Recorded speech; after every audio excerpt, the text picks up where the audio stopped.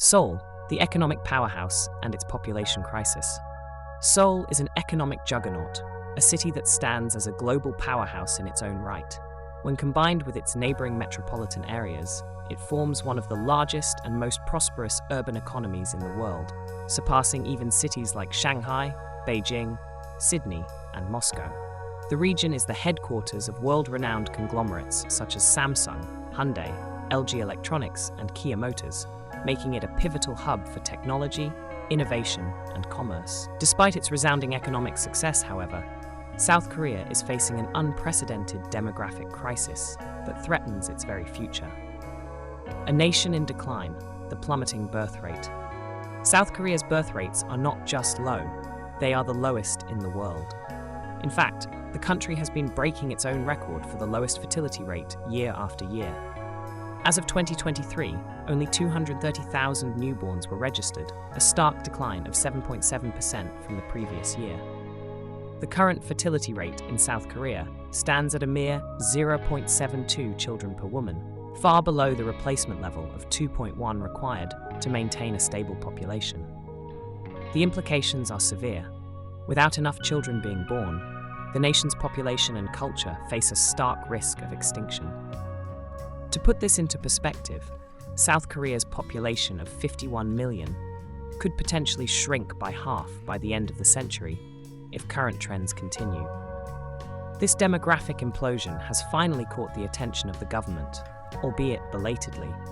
While there are ongoing efforts to revive the birth rate, these initiatives face significant cultural and economic challenges. The government's strategy involves creating a new environment away from Seoul, a new capital city named Sejong, located 120 kilometers to the south. But will this be enough to reverse the demographic decline? A historical perspective, South Korea's economic miracle. The story of South Korea's economic rise is nothing short of miraculous. In 1998, the world was on the brink of a technological revolution. The internet was becoming mainstream, cell phones were getting smaller, Microsoft was launching a new operating system, and Google was just getting started. During this time, South Korea was riding a tidal wave of success. It had finally escaped the middle-income trap, and its GDP skyrocketed, surpassing $1 trillion in 2006 and stabilizing at around $1.6 trillion today. South Korea's population mirrored this economic boom. From a modest 20 million in 1950, the population doubled to 40 million by 1983 and grew to 51 million by 2016. Yet, as the nation's wealth increased, fertility rates began to decline, a trend seen across many developed countries. However, South Korea's situation is unique in its severity. The choice to live child-free became more common as living standards improved, resulting in one of the most drastic declines in birth rates globally. The demographic time bomb, a declining population. The implications of South Korea's plummeting birth rate are alarming. Consider a hypothetical population of 100 people, composed of 50 couples. Based on the current birth rate of 0.72, these couples would produce only about 40 children. The next generation would see just 16 offspring, followed by only 6 in the subsequent generation. In just 4 generations, the population would have declined by 94%. By the year 2100, projections indicate that South Korea's population could fall to just 24 million, reminiscent of levels last seen in 1958.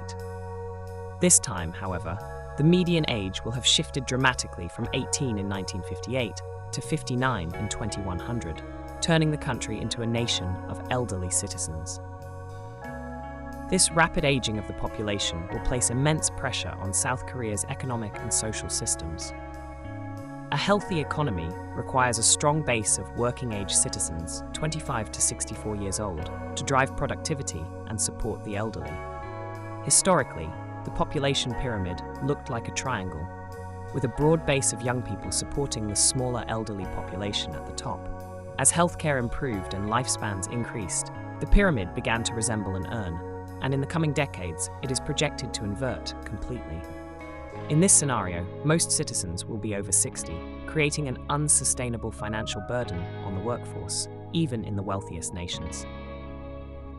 Seoul, the epicenter of the crisis. The epicenter of South Korea's demographic crisis is Seoul, home to nearly half of the country's population, despite occupying just 12% of its land. Seoul's urbanization has created immense pressure on infrastructure and resources. Traffic congestion, poor air quality, and skyrocketing housing prices have made the city a challenging place to live, especially for young families. The birth rate in Seoul is the lowest in the country at just 0.55 children per woman, roughly 30% lower than the national average. It is also one of the most expensive cities in the world to raise a child, with costs exceeding 7.7 times the GDP per capita, a stark contrast to countries like Germany, 3.6 times, and France, 2.2 times. Sejong, a new hope for South Korea's future.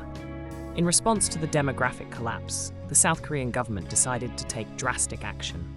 In 2003, President Roh Moo-hyun initiated plans for a new city, Sejong. Located 120 kilometers south of Seoul, Sejong was envisioned as a family-oriented city, designed to attract young couples and promote higher birth rates. The city's development has been rapid. From a construction site in 2009, it has transformed into a modern urban center with high-rise buildings, schools, hospitals, and parks. The government has relocated 36 ministries and agencies to Sejong, aiming to establish it as the new capital by 2030, with a target population of 500,000. Sejong boasts cutting-edge technology, self-driving cars, and renewable energy, all integrated into its urban plan. The city prioritizes green spaces, playgrounds, and affordable housing, making it an attractive place for young families.